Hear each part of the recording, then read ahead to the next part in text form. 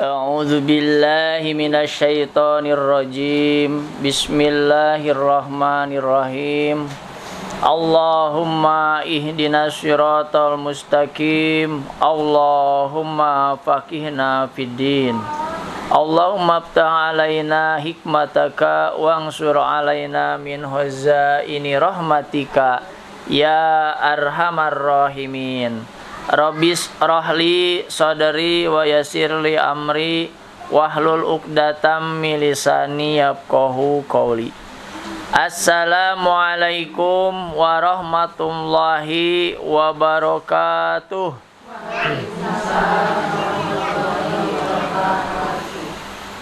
Innal hamdalillah nahmaduhu wa nasta'inuhu wa nastaghfiruh wa na'udzu billahi min syururi anfusina wa min sayyiati a'malina may yahdihillahu fala mudhillalah wa may yudlil fala hadiyalah. Asyhadu an la ilaha illallah wahdahu la syarikalah wa asyhadu anna Muhammadan abduhu wa rasuluh. Allahumma sholli wa sallim ala nabiyyina Muhammadin wa ala alihi wa sahbihi wa man tabi'ahum bi ihsanin ila yaumil qiyamah. Ya ayyuhallazina amanu taqullaha haqqa tuqatih wa la tamutunna illa wa antum muslimun. Ya ayuhan nasu taqu rabbakumul ladzi khalaqakum min nafsin wahidah wa khalaqa minha zawjaha wa batha minhuma rijalan katsiran wa nisaa wattaqullaha alladzi tasaaluna bihi wal arham innallaha kana 'alaikum raqiba. Amma ba'du. Qala Allah Ta'ala fil Qur'anil Karim. A'udzu billahi minasy syaithanir rajim. Bismillahirrahmanirrahim. Wa laqad ataina Luqmanal hikmata anishkur lillah.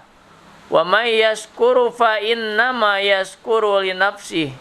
Wa man kafara fa innallaha ghaniyyun hamid. Shadaqallahul adzim. Surah 31 Surah Luqman ayat 12. Alhamdulillah, kita bersyukur kepada Allah Subhanahu wa taala atas nikmat yang Allah berikan kepada kita, wabil khusus nikmatnya iman dan Islam, sehingga kita masih diberikan kesempatan oleh Allah Subhanahu wa taala untuk tetap istiqomah menjalankan salah satu kewajibannya, yaitu thalabul ilmi. Salawat dan salam tak lupa kita limpah curahkan kepada junjungan kita, suri tauladan bagi kita, panutan bagi kita, Nabi Muhammad sallallahu alaihi wasallam. Dan juga semoga terlimpah kepada keluarganya, para sahabatnya, tabi'in, tabi'ut tabi'in, para imam, para ulama dan umatnya di mana saja berada, insyaallah di antaranya kita semua.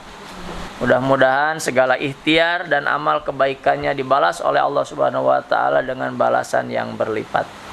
Dan juga hadirnya ibu-ibu di majelis taklim, semoga menjadikan amalan yang senantiasa nanti kelak akan menjadi kebanggaan kita, pemberat amal baik kita saat kita menghadapi mizan timbangan di hadapan Allah Subhanahu wa taala.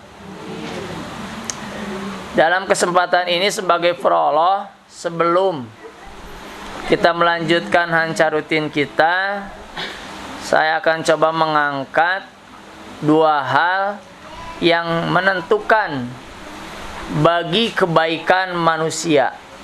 Ya, dua hal yang menentukan bagi kebaikan manusia.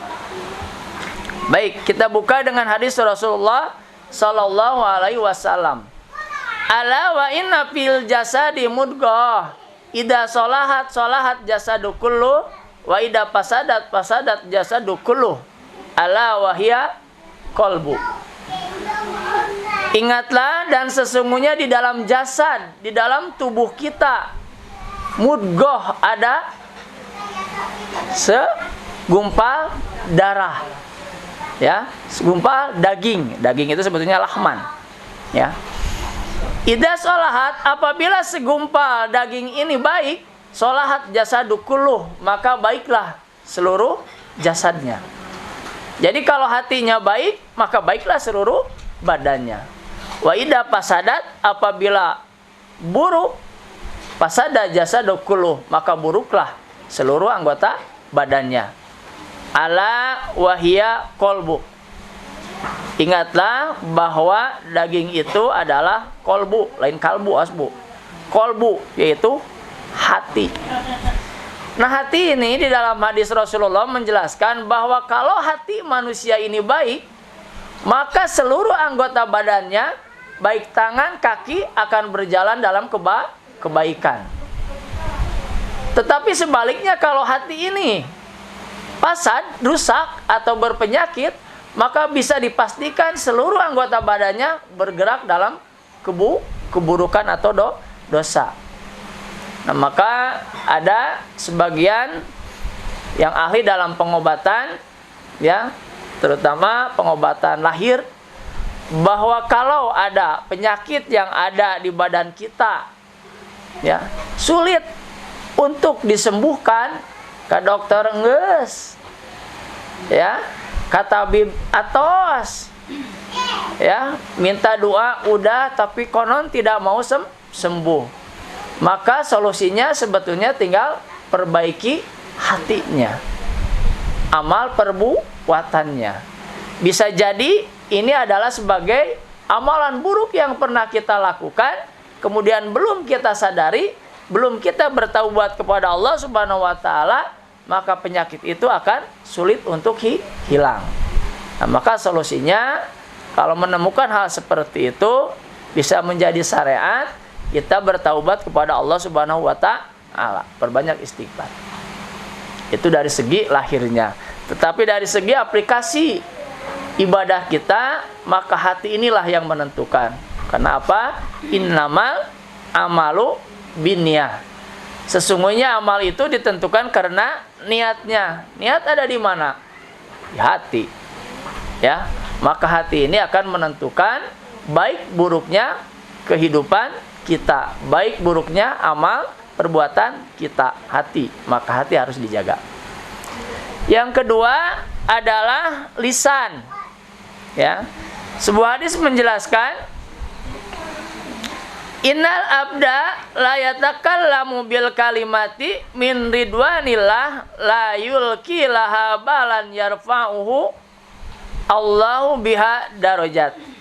Wa innal abda la yatakallamu bil kalimati min sakhatillah la yulki laha balan yahwi biha fi jahannam. Innal abda, sesungguhnya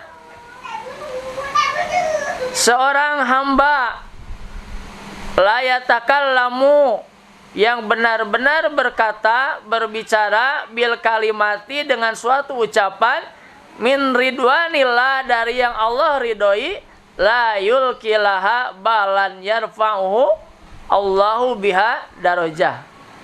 Maka dia akan menganggapnya penting dan juga akan menjadi sebab, ya, dinaikannya derajat di dirinya.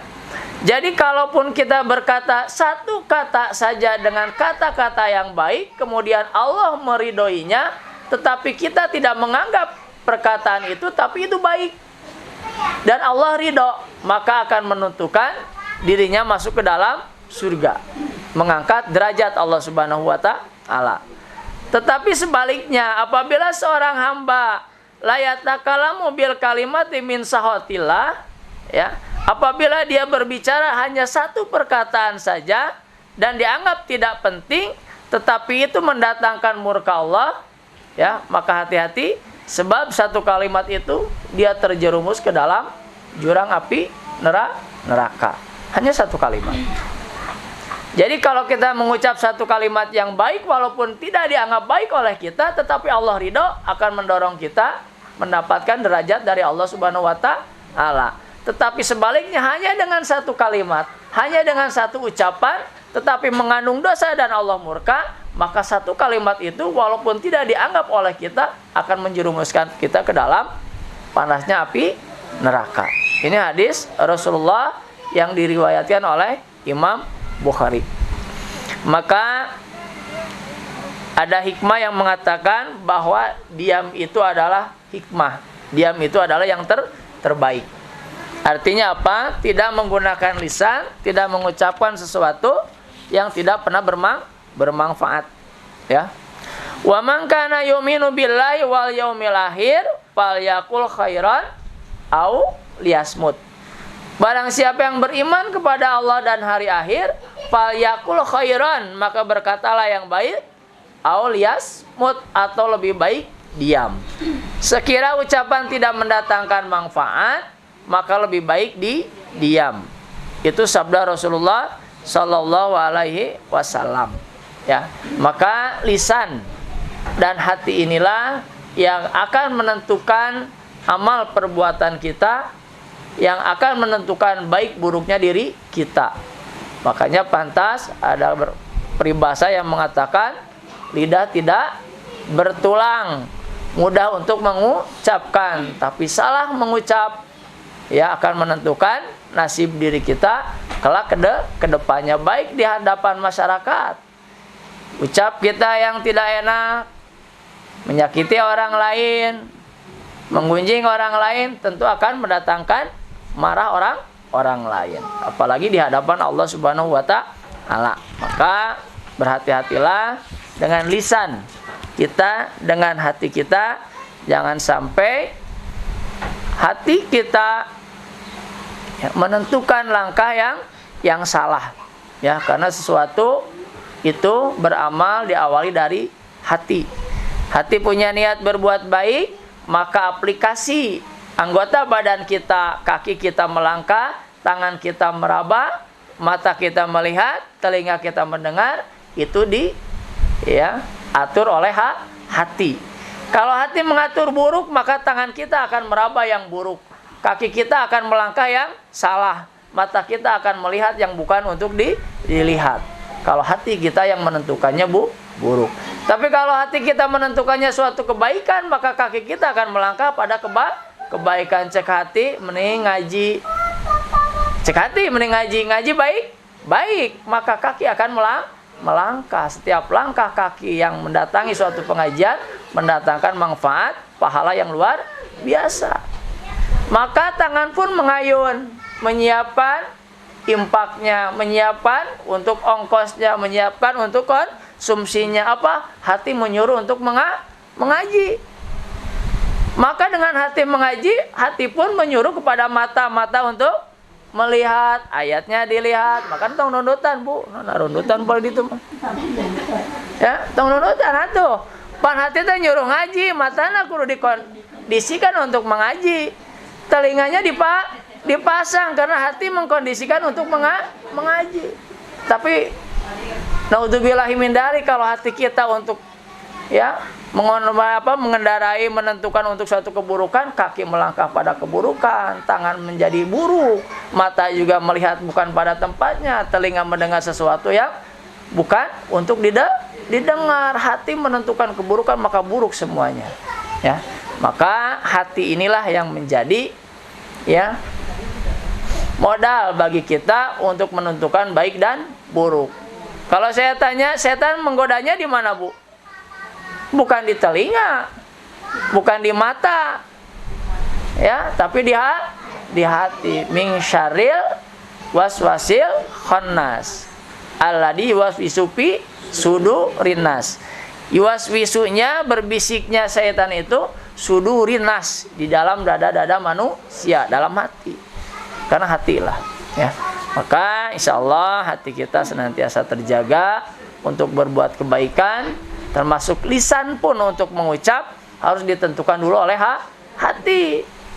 Jangan lisan mengucap, hatinya belum menyuruh. Salah deui wae. Seperti anak-anak kalau menghafal, lisannya geus teu perekat hayang nyarios, hayang menghafalkan, mengucapkan, ai hatena can apa? Atuh tag-tag terus.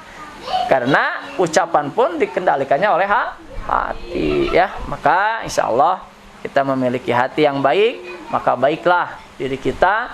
Kita memiliki lisan yang bisa terjaga, maka insya Allah kita menjadi orang yang baik. Dua hal yang menentukan baik buruknya diri kita adalah hati dan lisan kita masing-masing. Wallahu a'lam bishawab.